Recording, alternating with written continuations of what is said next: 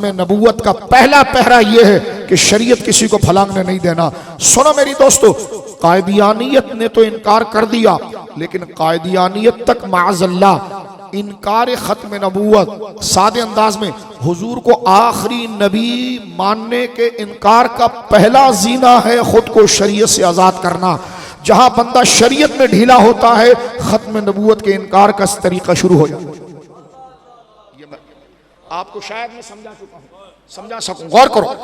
دیکھیں، ایک تو وہ لوگ ہیں معاذ اللہ جنہوں نے کھل کر ختم نبوت کا انکار کیا، توبہ استغفر اللہ، لیکن ختم نبوت کے انکار تک ظاہر سی بات ہے بندے کی فکر بگڑتی ہے اور آہستہ آہستہ بگڑتی ہے۔ مرزا پوری زندگی ختم نبوت پر تقریر کرتا تھا، علماء بیٹھے ہیں، اس کی کتابیں موجود ہیں، اس نے ختم نبوت پر کتابیں لکھی، لیکن ذرا غور کرو، آہستہ آہستہ گریجولی اس کی ہوس اور اس کی فکر خراب ہونے کی وجہ سے وہ آہستہ آہستہ انکار تک گیا۔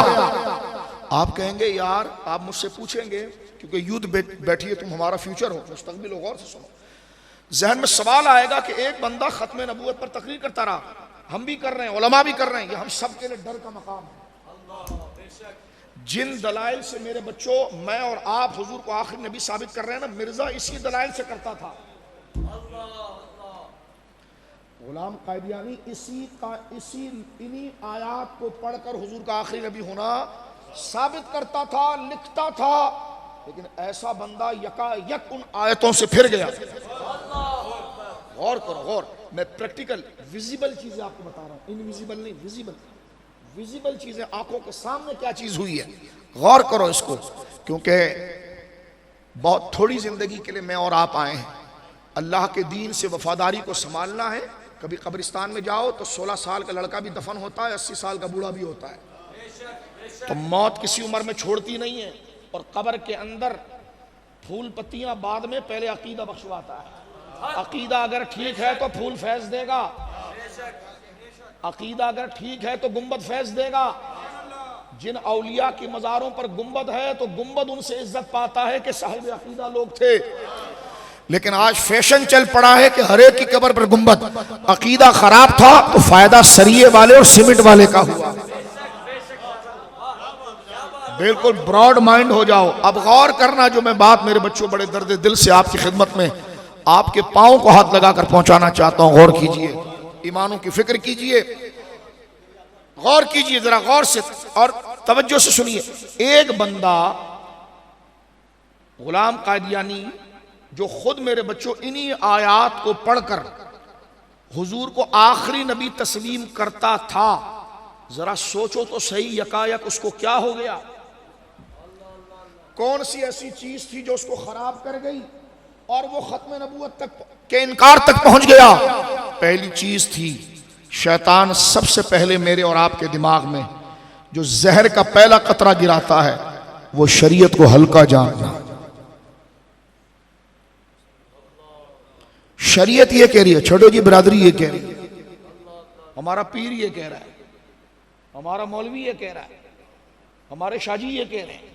میں نے کہا شاہ جی ماجی کیا ہوتا ہے؟ شریعت پہلے ہوتی ہے، شریعت کی وجہ سے شاہ جی ہوتا ہے، شریعت کی وجہ سے پیر ہوتا ہے۔ یہ سب سے پہلا زہر ہے۔ میں کہتا ہوں واقعی میں کوئی مومن ہوگا تو، مومن اور سچا سید ہوگا تو میری بات کا انکار نہیں کرے گا، یہ سن لینا میری بات۔ اس لیے شیطان سب سے پہلا زہر میرے اور آپ کے دماغ میں گراتا ہے، بندوں کو آگے کرتا ہے، شریعت کو پیچھے کرتا ہے۔ جہاں شریعت کا اعتبار کمزور ہوگا، شیطان اگلا سٹیپ دوسرا لگائے گا، تیسرا لگائے گا، لیکن جس کی آخری سانس جو سینے سے اکھڑتی ہے مرتے وقت، اس وقت تک جس نے اس بات کو رکھا کہ جو میں سوچ رہا ہوں وہ غلط، جو شریعت کہہ رہی ہے وہ ٹھیک، جس چیز کی میرے دل میں محبت آ رہی ہے وہ غلط، رسول جو کہہ رہے ہیں وہ ٹھیک، میرا ذہن جہاں کھینچ رہا ہے وہ غلط، شریعت میں جو کہا ٹھیک۔ جس نے اپنے آپ کو شریعت کی رسی سے باندھ کر رہا، اسی کو غوث کہتے ہیں، اسی کو قطب کہتے ہیں، اسی کو ابدال کہتے ہیں، اسی کو سنی کہتے ہیں۔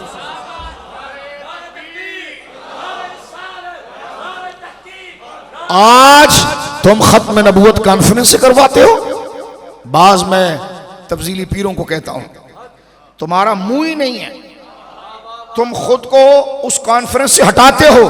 ختم نبوت پر سب سے پہلا پہرا حضور کی شریعت پر پہرا ہے. جس نے سرکار کے کہنے پر قرات تنزیہی تک سے احتیاط کیا وہ نصوص کے مقابلے پر کبھی نہیں جا سکتا. جو حرام کاموں کے بعد بھی جھوٹا نبوت کا دعویٰ کرنے والے کی جالی پر سر رکھ کر بھی شہزادہ کہلا گیا، اور تمہیں کیا پتا ختم نبوت کی حرمت کیا. اس کے بعد بھی تم گدھے کے اوپر چادر ڈال کو اس کو پوچھ رہے ہو. توجہ ہے آپ کی؟ اتنی بے اعتباری شریعت کی.